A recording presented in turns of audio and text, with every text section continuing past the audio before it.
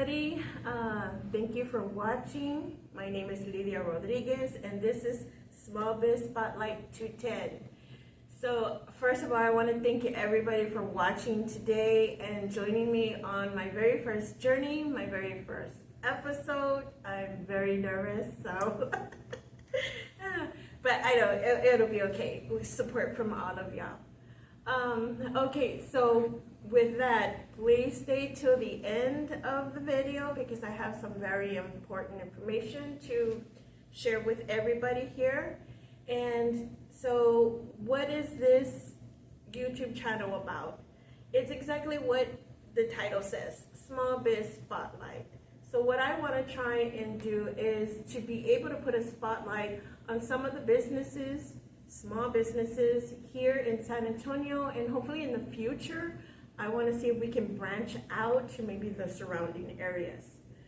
So with that, I'm very excited for you to get to know, right, and to introduce to you a very talented lady, the woman behind curator arts, Janie Villareal McClinchie. Thank you. I'm honored that you actually picked me to be your first guest. That's huge. yes. That's huge. And I appreciate that. Thank you so much. Yes, 'cause you helped me so much, and I've learned so much from you through all the years that we've been together. So go ahead and do your full introduction. Well, I am Janie Villareal McClinchie. I am the owner of Curator Arts. And like Ms. Lydia said, well, we met because she was one of my many vendors that we have on our monthly markets. But I am a visual artist. My mermaid's in the back. I love painting, and that's where I basically got started in the business. I would sell my little paintings anywhere and everywhere anyone would have me. Mm-hmm. I started doing markets like everybody else. I always tell the vendors, I was in the trenches just like you guys. I have done outdoor markets. I have been caught in the rain, heat, cold, weather, wind, you name it, I've done it. But again, at the same time, I think what helped me a lot was the fact that I did start off as a vendor. So I got to be part of a whole bunch of different markets, small ones, big ones, and I got to see what work went into organizing markets. Mm-hmm. So from there, I learned, I grew, and I decided, well, you know what, I can do this. And so that's one of the advantages of whenever I do organize markets is the fact that I come from the vendor side of it, right? Which a lot of people don't, and so that makes a difference. Big difference. Big difference. So you're originally from San Antonio? No, I'm born and raised in Laredo, Texas. I always like to say I'm a border city kid. And I had the best upbringing because my grandmother on my dad's side of the family, she lived in Nuevo Laredo, Mexico. So as a very young little kid, I literally was raised bilingual. You know? It helps to yes. be bilingual. So I grew up bilingual, bicultural, and I think that has a lot to do with who I am, my personality, my art, the love for the art, and the cultura and the heritage. That has a lot to do with it, my upbringing. Yeah. So first and foremost, of course, you're an artist. Yes. Before the markets and everything, you are the artist. So were you self-taught or did you go to school? I did a little bit of both. I took classes in high school and in college. But it's the majority. For me, it's like it's the love. It's the love and inspiration. Mm-hmm. It's weird because I could be eating something. I could be on a trip, on a vacation. Something somewhere inspires me, and then I have this vision in my head, and then I'm like, I gotta put it on paper, I gotta paint it, I gotta create it, and so that's where it comes from. Absolutely, every daily life, mm-hmm. right? Everything and anything could be an inspiration to create art. So, like, what the style of painting do you think you more categorize it? I am more considered, the term has been coined, Chicana art. But I'm a Latina, again, I'm proud to say that. So a lot of it is, for me, it's Latina artwork. And in this Latina art world, who inspired you? Frida Kahlo, of course. This I already knew, guys. Yes. I already knew. Frida Kahlo, and not only because as an artist, but because of what she represents. The fact that now she's huge. She's bigger than ever because she has so many followers, and not just women, men and women. She overcame so many handicaps, hurdles, disappointments, and she just kept going. And she stayed true to herself, especially in the era that she was living. Oh my God. That's unheard of. A trailblazer Exactly. for women. That's unheard of. A woman being outspoken and having her own ideas and getting her way. So for me, I use that as inspiration, motivation. And I always say this, Frida is my muse.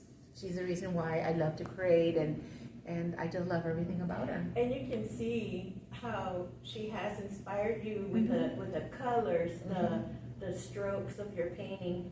You can really see her influence. And I love mermaids. There's something about I love mermaids, and I think that comes from my mother-in-law, Grandma Audrey. She herself is a very well-known artist, and she would always say that she in her past life was a mermaid, and she was obsessed with mermaids. I mean, there was mermaids all over her house, and I just fell in love with it. And there's something about mermaids. I kind of like relate to them in a way, and so I love painting them. Yeah, that's fantastic. So somewhere along the way, okay, you said you've been in the markets. You've done all of that from the bottom all the way to the top. What possessed you to start running markets? Well, again, because they're not easy. No, they're not. But because again, I would see things when I was part of a market. I would see how organizers, would not do the right thing for vendors. And so my passion was, okay, I am a vendor. I'm going to do things the right way that's going to not only help the vendors, but I can teach them what I've learned along the way. Because when you're new, you don't know what you're doing. And so you don't want to start off, having a negative experience, because then that's going to take away from wanting to do this. Being a vendor is hard. And so you don't want to be, you don't want to get started and be disappointed right off the bat. So then when I started as a vendor, everything I learned, where how to set up, display, how to talk to customers, just in general, how to pick a market. That's another thing. People don't know. People they start off as small vendors and they want to do every single market in the book. No, not every market is for you, and that's one of the things that I teach. So now, not only am I a market organizer, but I also teach classes. To small business owners that are just starting, especially like people who want to do the crafts and the vending markets. I try to have classes at least once or twice a year where I teach them. I need from the very beginning, from the basics. Find your niche. Right. Find your niche. Don't go all crazy and start selling all kinds of random stuff, because you're going to waste money. You're going to waste time. Right. Not going with the trends, but to be authentic. Authentic to your craft and to yourself, because you don't want to follow along and just be like everybody else. Because if you're going to look like everybody else out there, you're not going to get anywhere.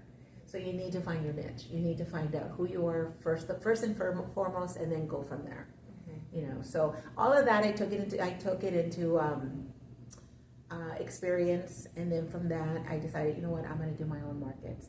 And what I love about it is that I have a huge vendor community that I love being with. I love being surrounded by my vendor community, because we spend so much time together that I always say this, they're my family. It's mi familia. Yeah, I certainly felt that when I was a part of your markets. And so, so for me, that is very important.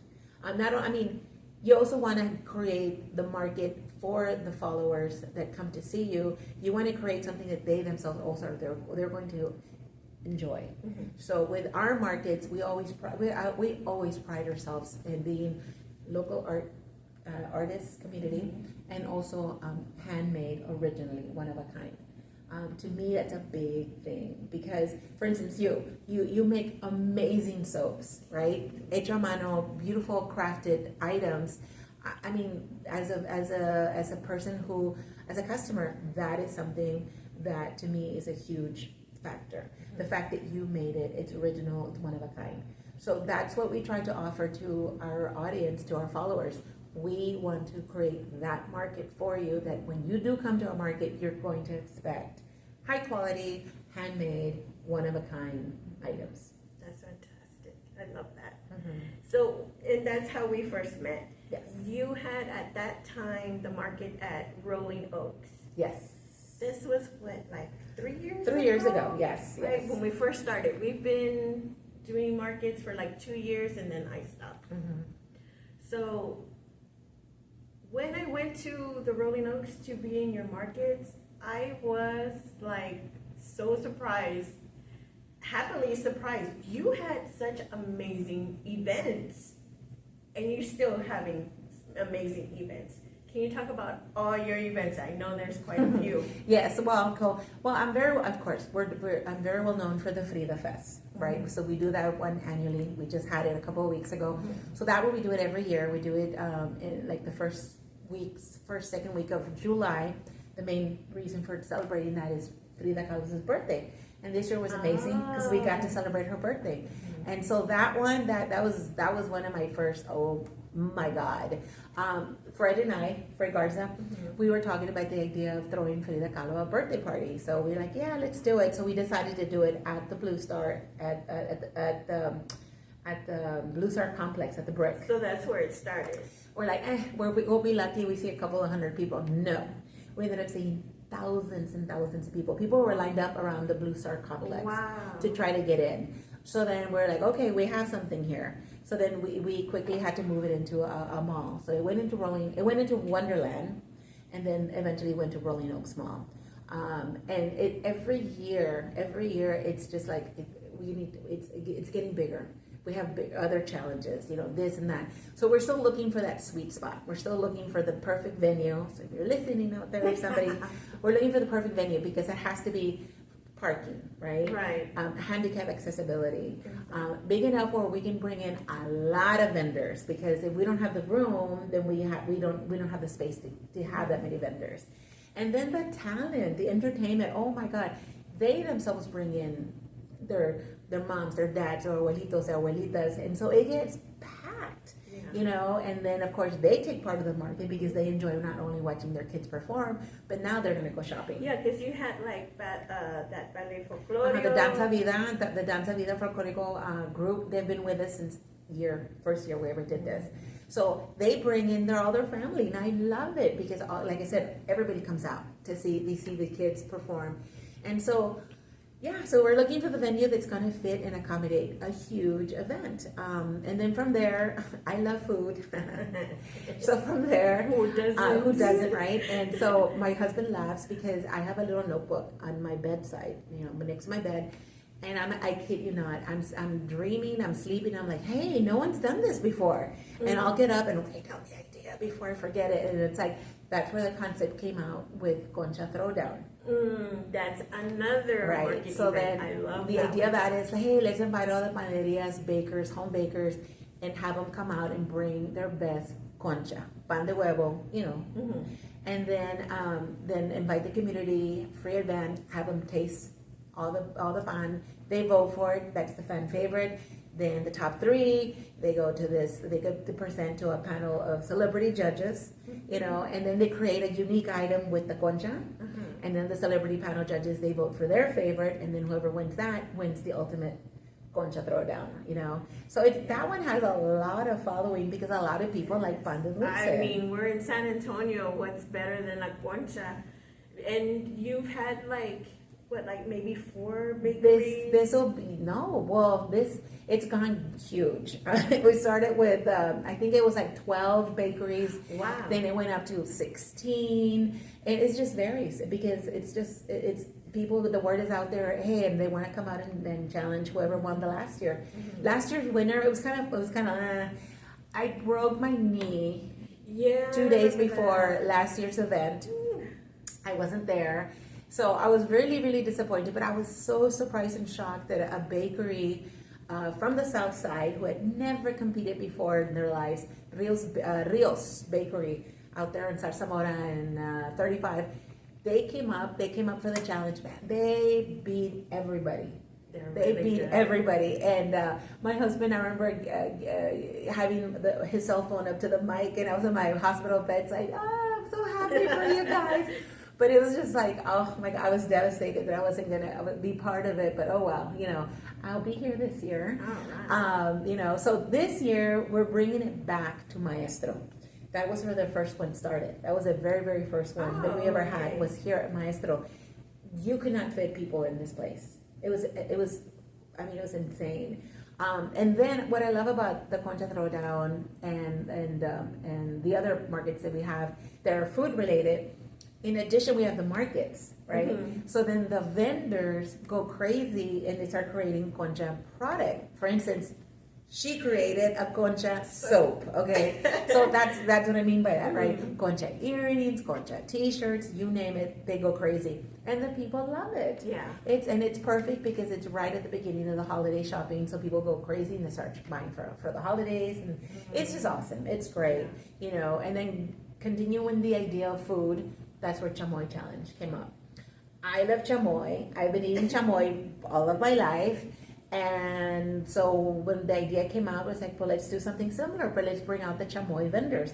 That was crazy. That was insane. People go crazy for chamoy. I mean, I had never heard of gushers and all these crazy things to do with chamoy. Same concept. So then, last year we had 18 vendors. Mm-hmm. And so this year it's starting to get busy again. So we might end up with 18 or 20 vendors. So they're going to bring out their chamoy product. You get to sample it. Same thing, the celebrity panel, judges, all that. But they create a unique item with chamoy. It's crazy. Last year the winner I think she made chamoy cheesecake, if I'm not mistaken. Whoa. So, I mean, they really get creative with these items, right? I never thought of putting those two things together. So it's a lot of fun. Again, anything related with food and our culture, that brings out the people. Mm-hmm. So it's just thinking of different ideas, different ways of marketing, different things to come up with that you think, okay, it's gonna bring out the community, it's gonna bring out the followers, and it's gonna benefit the vendors. It's a win-win. Because for me, if my vendors don't have a good day, I don't have a good day. Right. So my heart is in it. Yeah. And I've always loved that you would go during the whole market and everything is going crazy, everybody's doing their own thing, but you always went to each vendor. How are you doing? Yeah. You doing okay? Is it going good? Or we could pick a spot. Yeah, and if this isn't working, let's see what we can do. Right. Yeah, but and I always tell people, because again, if my vendors aren't having a good day, I'm not having a good day, then I didn't do my job. Right. That's the way I feel. And so it takes a lot of work. Because I have a 9 to 5. And then I do also this for a living. So I'm constantly busy. I'm always on social media. I'm always posting. I'm always sharing, creating. But you know what? I love it, and I wouldn't change it for the world. Awesome. And I know when we were at Rolling Oaks Mall, you actually had a shop called Unidos. So the concept, the idea came from that is that, after the markets, I had people calling me, hey, I want a soap from that lady, and I was like, okay, how are we going to do this? We're going to house everybody under one roof, and that's where the idea came from. So Unidos was basically a concept of having the vendors that are normally at the markets. They have their own little setup in the business, and they sell their own product. They sell the product. So it wasn't just your paintings, but you showcased all your vendors. A lot of my vendors were there. And so that was a great idea. It was a great concept. It just wasn't the right location for us. Let's just put it that way. Mm-hmm. So we're moving back to the west side of San Antonio. They call this El Hueso de San Antonio, west side. So we're moving back to the west side. We're moving here. So our new location is going to be in a beautiful historical building called Basila Frocks. And it's Basila Frocks because the family who owned it, that was their last name, Basila. Frocks because they used to make dresses in this building. And again, this building goes back to 1929. I don't know the exact history, but there's been people that I've met along the years that have told me, my grandmother used to work there. She used to make dresses there. Wow. My mom, my tia, whatever. So it has a lot of culture, and it has a lot of background to it, and the fact that we're going to have an Unidos in this building is amazing to me. Yeah, that's fantastic because the people can actually connect, Mhm. not just with the building, but then now you're gonna bring in their own culture Yes. to the forefront. Yes, and again, it's going to be all hecho a mano, one of a kind, and so I'm really excited to bring back that concept and to bring it here to the west side of San Antonio. I can't wait to see that. I want to be there. Hopefully for your by opening. by the end of the year. That's what Okay. the goal is. We're Ah, gonna be okay. up and open by then. All right. So, with all of that, I'm can't wait for your opening. But do we have to wait? for your No. opening? We have events coming up. You have these beautiful paintings. Yes. A lot of them are Frida. Where can we find your paintings? Okay, so I curate art throughout the city of San Antonio. I have some artwork here at Maestro, which is at 1811 South Laredo. I also have artwork at the Arthritis Association. It's over there by the medical center. It's a huge building. Upstairs, I think they have a Hulu. But there, I have my own pieces. But I think there's it's a collection of about 30 something local artists that I curate the art for them. So I go and I hang up the art for them, and it's on display. But you also can buy Yeah, it. I love that you just don't sell your stuff, but you try and help other artists. Always. It's not just about me. It's helping out the local community and to get like people. I think my thing is to give everybody a platform, an opportunity to showcase what you do, whether it's art, soaps, whatever it is. I always try to give people the platform to be able to sell their goods. That is fantastic. That's amazing. That is amazing. But we do have markets for the remainder of the year. Right. So, what is any future markets that are coming up? One of the new markets that I'm working on is it's a vintage clothing market because I see that a lot nowadays that people are doing vintage clothing. Everything's coming back. Everything's coming back. So there's a lot of us that have interesting pieces in our closet. So the concept is vintage market. It's a market for vintage clothing, but it's also the term is it's vintage clothing, but that has been repurposed. That's the word. It's a repurposed vintage clothing. So it's something that they bought at Goodwill or belonged to their mom and dad or whoever. They've taken this clothing and they've painted on it. They've added to it, and then they resell it. But it's repurposed. And so one of the dresses that I wore for Frida Fest, the second day, it was a repurposed dress. The artist was Jennifer Velasquez, also known as Rockachula. She's an artist, but she's a fashion designer. And all the things that she does, all the pieces that she does, they're repurposed. And so I think there's something there. There is something there because it's not only clothing, but it's art. It's art. So that's the idea I'm going with. So we'll have one in the latter part of August. I'll have a market created with that idea, with that concept. All size inclusive. That's one thing that just drives me insane. That there a lot of these vintage places or whatever, they're not size inclusive. Right. You know, and so that's not fair, right? So I want to share that, size inclusive. Size inclusive. And then in September, to celebrate Hispanic Heritage, we're doing the Chamoy Challenge here at Maestro.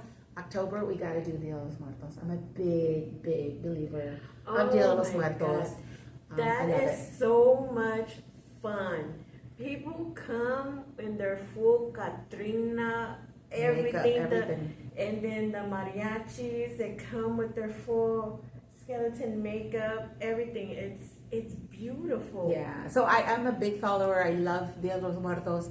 So we try to incorporate not only the art and everything, but the culture and teach people about the traditions. Right. That's Some very, people very important. think of it as something scary, Exactly. but it's absolutely something very beautiful, Yes. very honoring. Yes. Our beloved.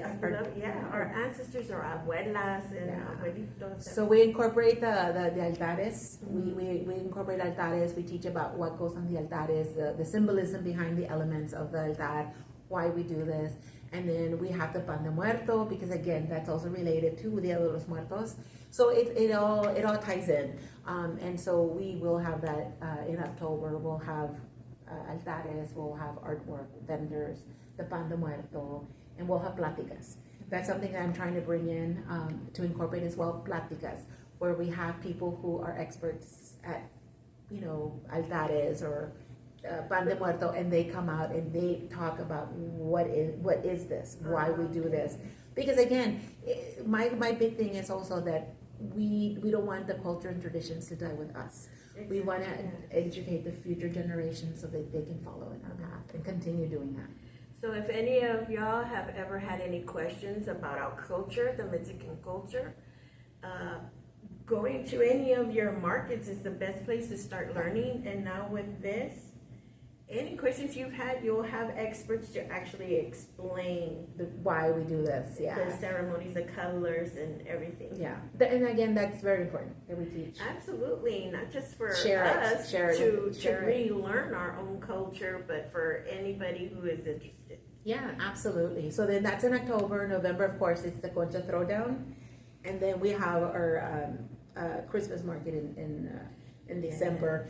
But again, we try to incorporate as much cultura and everything that we do. In December, we'll probably do something in celebration of La Virgen de Guadalupe, because there's a lot of people who follow her, so artwork and things like that.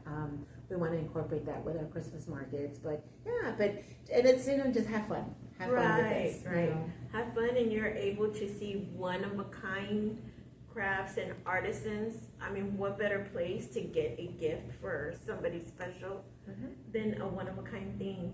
And it's all done in one place. Yeah, we're trying to keep this. We're trying to keep our markets small, but at the same time incorporate cultura, education, family friendly, and just make it fun for the community and tie in community services as well.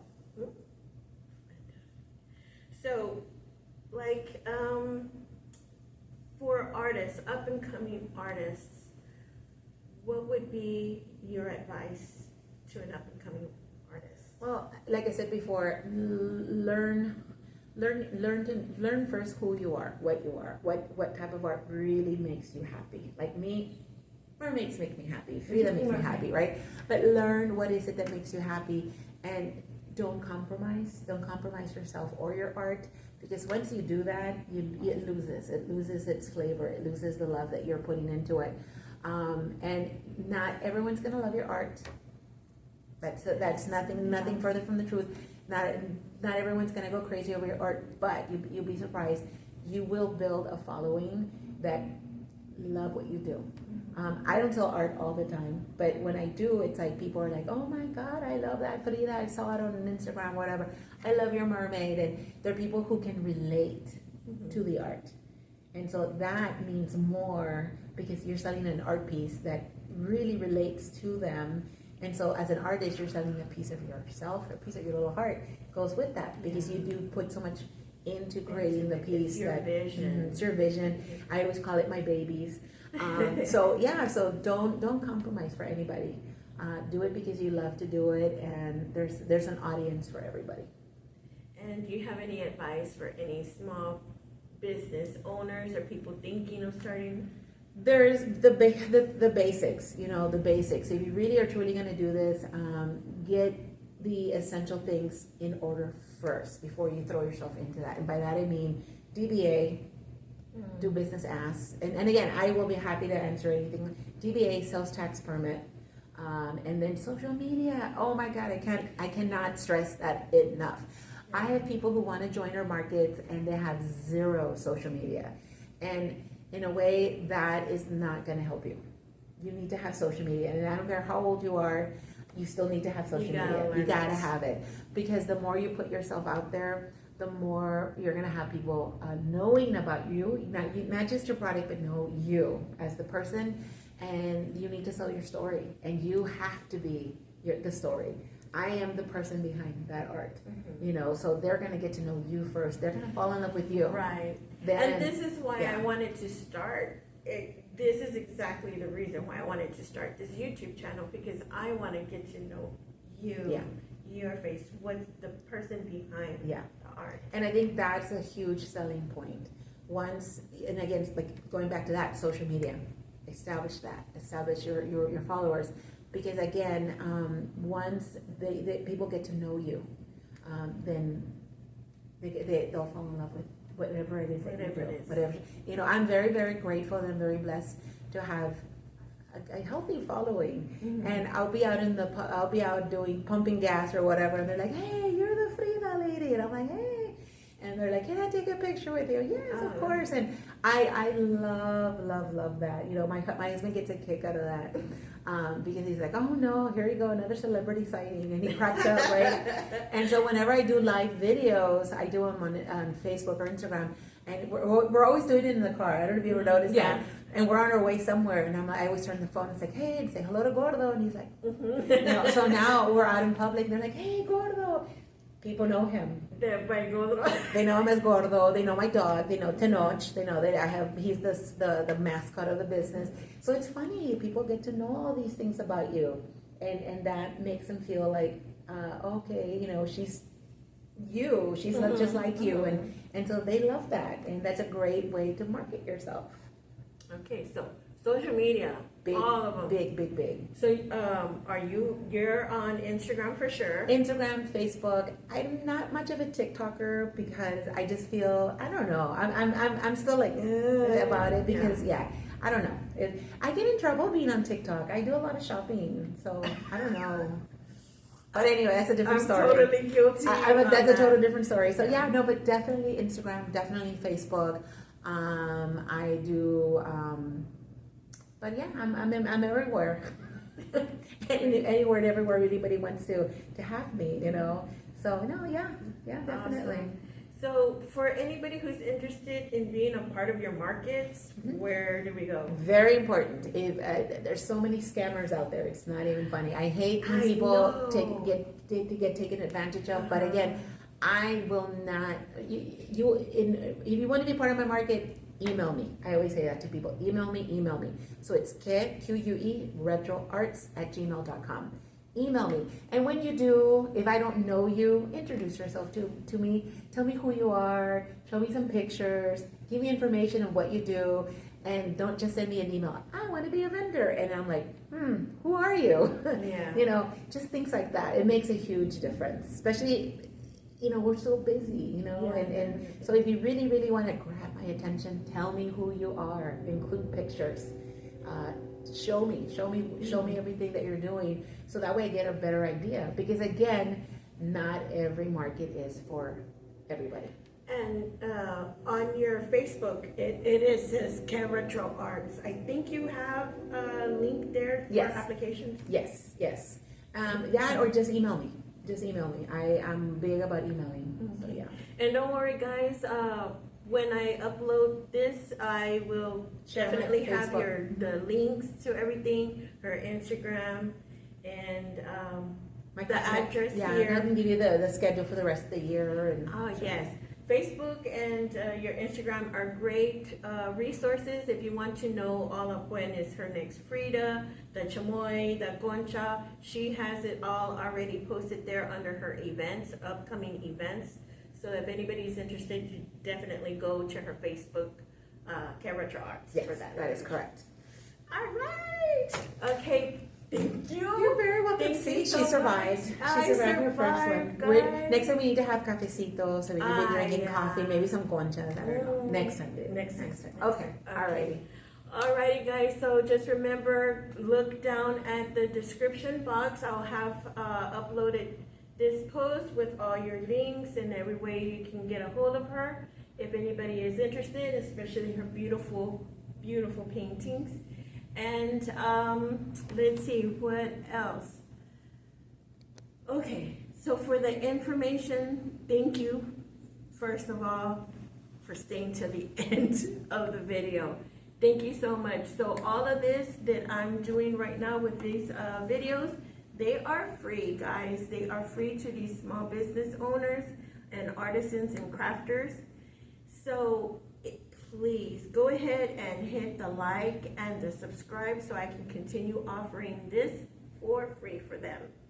Also, next episode, I have a great new person from Kat Franklin Makeup. She is a fantastic makeup artist, one and only here from San Antonio. She has done so many commercials and has a little, maybe a Hollywood makeup secret we can try and pull out of her. So please come back for the next episode, posted for next week. All right, y'all have a great week. Thank you so much. Bye, everybody.